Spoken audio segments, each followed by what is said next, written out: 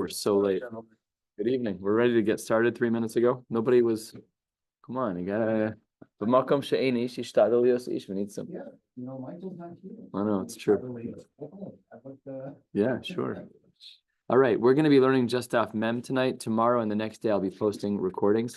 I was hoping to do more, but actually, surprisingly short Gemara is actually difficult. So, yeah, it wasn't such a breeze to prepare, So we're starting 4 lines from the bottom on Lamed Testament Beis. The Gemara says, Tani Bar Kapara, in regards to being ma'arer and making a macha, so that you who is squatting in my property won't be able to make a claim. If I am ir, I make a complaint, and then chazar v'ir, and then I come back and make another complaint, and then chazar v'ir. So if I make layers of complaints, it really depends. If the subsequent complaints were similar to the same as, guys, hello, I told you in January and February and March that this guy's in my property. If that's what's happening, then that's an effective macha, and therefore ein lo chazaka. The squatter cannot then make a kinyan. However, v'im lav, if I make up different excuses each time, first I say this guy's a squatter, then I come back and say this guy stole from me, then I come back and say this guy ate from my property. That doesn't interrupt the chazaka, and therefore yesh lo chazaka, because he was soser himself. If his first taina was the guy is making a macha, and the second taina is the guy's a thief, he just undid, he upslugged himself. Because just stop talking. You did your job the first time, stop talking. You keep talking and you keep making up new excuses, you're going to ruin the fact that you interrupted his chazaka, and that the Gemara says would be problematic. Amar Rabba. Now we've been talking about over the last Amud a number of people that we need for making a macha. Is it 2? Is it 3? We saw machlokas yesterday. So it says the Gemara, Amar Rabba, Amar Rav Nachman macha, as we've discussed, is bifnei shnaim. That's how Rabba paskins. And while in general we don't like to force people into write, we don't really want people to write documents at all, because documents, when we need them, we need them. But when we don't need them, we try not to write them. So therefore, when we have a macha, it's at least in front of 2 people. We don't even have to tell them that we want this written down. Of course, we want it written down because we're afraid that someone's going to take my property. And similarly, moda bifnei shnaim. A moda is a document that the Rashbam explains this over here. That a moda is a document that indicates that someone forced you to sell something. So moda bifnei shnaim, that testimony needs to be given in front of 2 people, and here too ve'ein tzarach lomar ksuvu, and obviously we want this written down as well. So even though in general we try to avoid writing shtars wherever we can, but in this case it needs to be written down. Hoda bifnei shnayim, if you are making a hoda, namely that I agree that I owe you money, that's bifnei shnayim. V'tzarach lomar ksuvu. There, we need to tell someone to write it. I'm openly admitting that I owe you money. Why do I need to write it down? I'm ready to pay. Who cares? So there, if you wanted it written down, you'd have to push for the fact to get it written down. And kinyan, referring to a kinyan chalipen, kinyan is bifnei shnayim. Ve'eno tzarich lomar ksuva. Kinyan, a chalipen, is done in front of 2 people, and it doesn't need to be. You don't need to tell someone to write it down. He'll write it down on his own. I think about this by weddings, when you have a kinyan chalipen, that's in front of Edom. That's often in front of Edom, or it's in front of a room of people. And lastly, v'kiyum shtaros, when it comes to verifying that a shtar is actually still a valid shtar, after one might have had a concern about that shtar, that is done bishlosha. And simin, mem hey kuf, and that is macha, moda'a, hoda'a, and kinyan, the 4 cases that we just learned. Typically, the mnemonics are pre and not post, but this one is, and I think the first time in Shas, I don't know, I don't think I certainly don't ever. I'm glad you noticed it all. Yeah, yeah, because when I saw it, I'm like, okay, now I know there's 4 brises coming. Yeah, but I was wrong. It wasn't 4 brises. It was the previous 4 lines of Rava, which was these 4 cases of macha and moda and hoda and kinyan. And Omar Rava says, Ikashali, if I were to pose a question on what my Rebbe Rav Nachman said, because if you just look at the bottom line of the previous Amud, Omar Rava, Omar Rav Nachman. It wasn't Rava's psakim, it was Rav Nachman. So Rava said, if I was going to ask a question, Ikashali, this is what I would ask. Hi kinyan, this kinyan sudar that we said is bifnei shnayim, hechidami. What is the case of the kinyan sudar?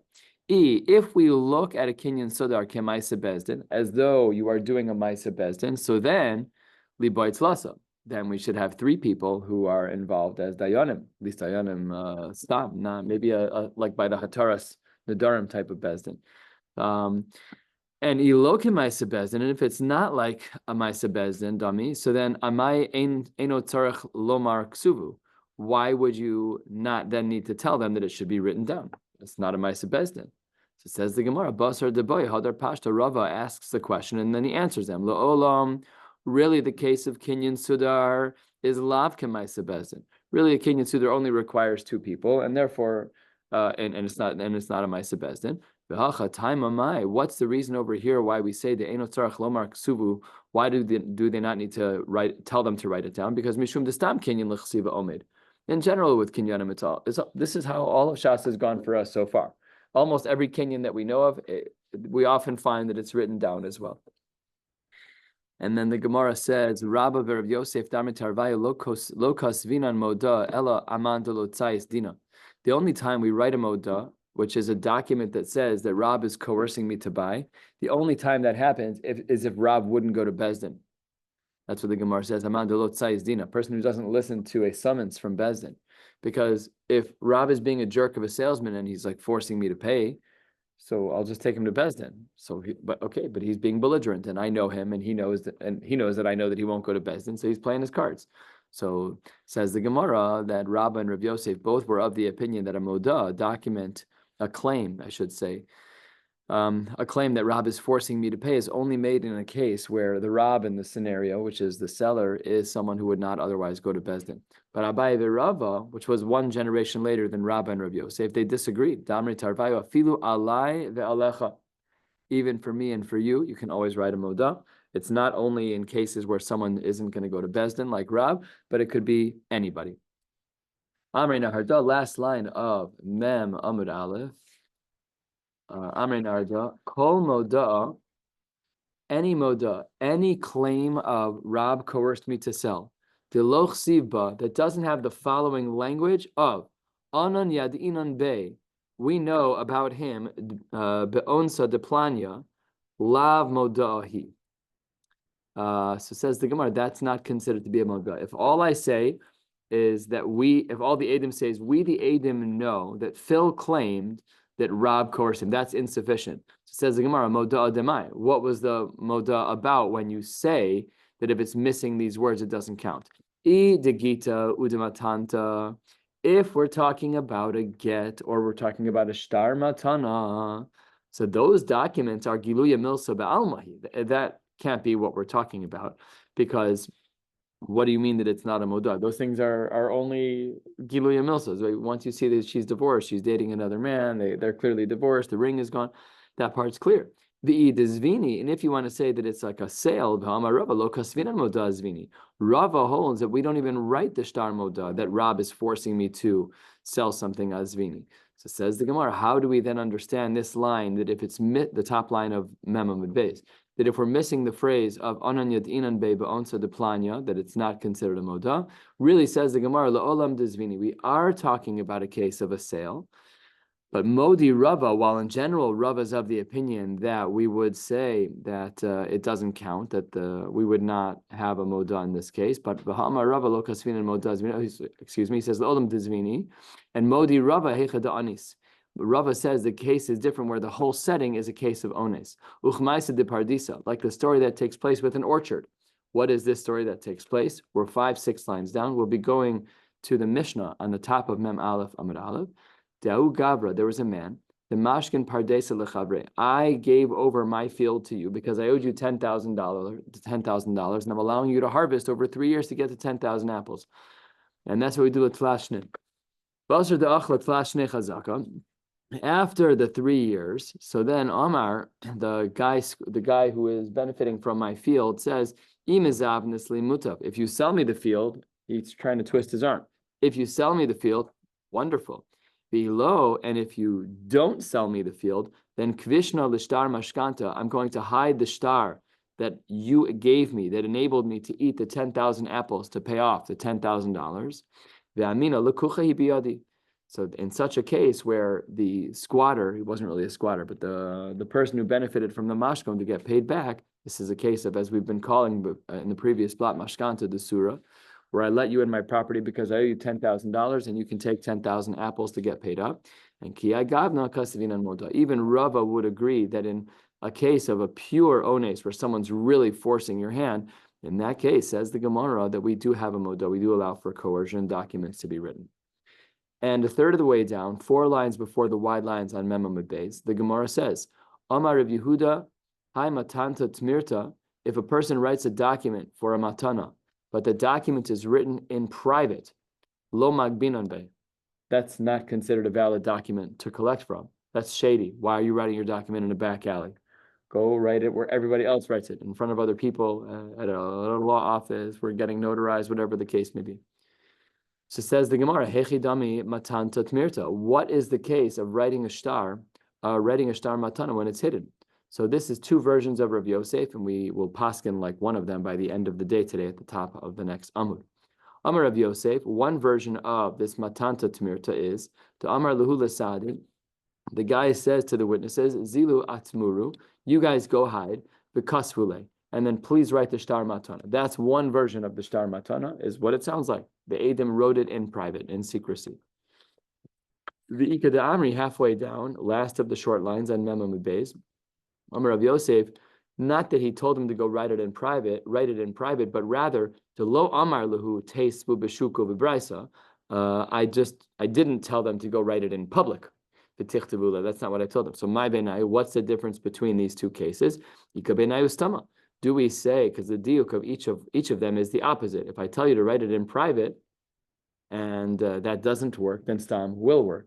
If I tell you to not write it in public, then doing it stam.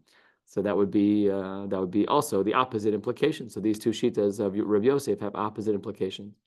And Omar Rava, much as it's true that a document, the matanta tmirta, if it was written in private, doesn't count, you're right that it doesn't count to transfer ownership of a matana. I agree, but it does have a secondary function. V'havya moda lechaverta. It can function, I should say, as a document that indicates that I was forced to give this gift. And Amar Rav Papa, Hade Rava, this din of Rava that we just said, that B'havya moda lechaverta, that a matanta timirta, a document for a matana that was written in private, while it won't allow for change of ownership of the matana, it still doubles. It does have a secondary purpose of being a moda lechaverta. So the Gemara says, Hade Rava la beferish itmar ela mechlala itmar. This shita of Rava was never said explicitly by Rava, but rather it was inferred from the following case scenario. 3 lines into the Y lines, there was a man who wanted to get engaged to a woman. Amrale, she's a gold digger. So here's what she did. Amrale, she said, Iksavtli kulhu nichsayich havinalach. If you write over ownership of all of your possessions to me, I'll marry you. Obviously, she's in it for the neshama, right? She just is trying to get all of the gold from the person.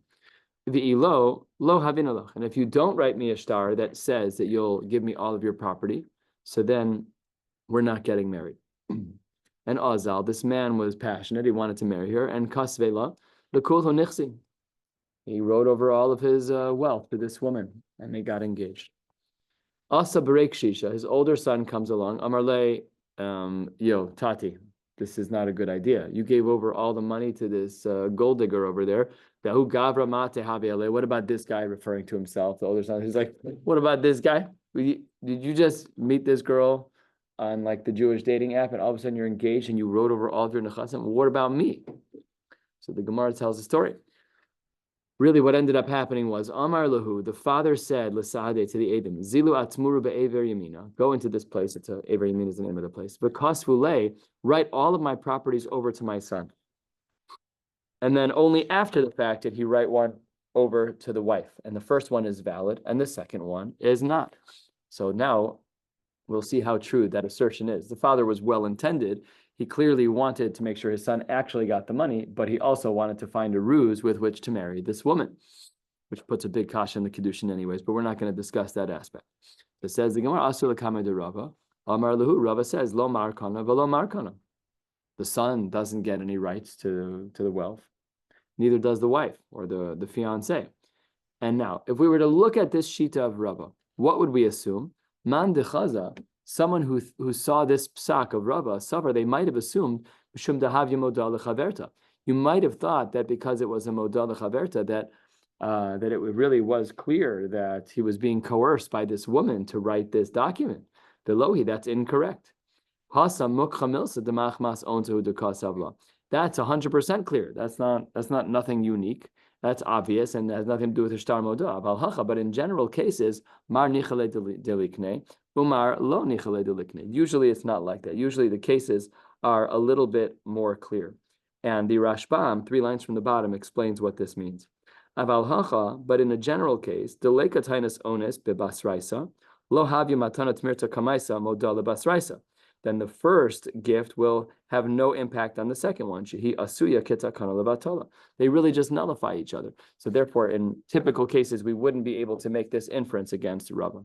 And lastly, for today, Bayalahu Stama, we said that there were 2 versions of Rav Yosef, and we didn't know which one was the case.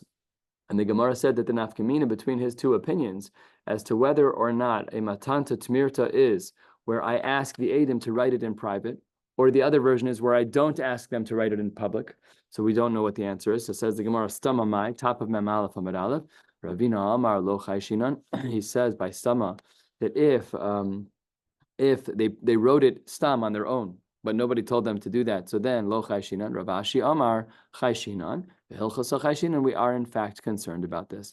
That's what Rashi says, and that is not, therefore, not collectible. If somebody stama just wrote this in a dark room all by themselves, that document is considered unacceptable.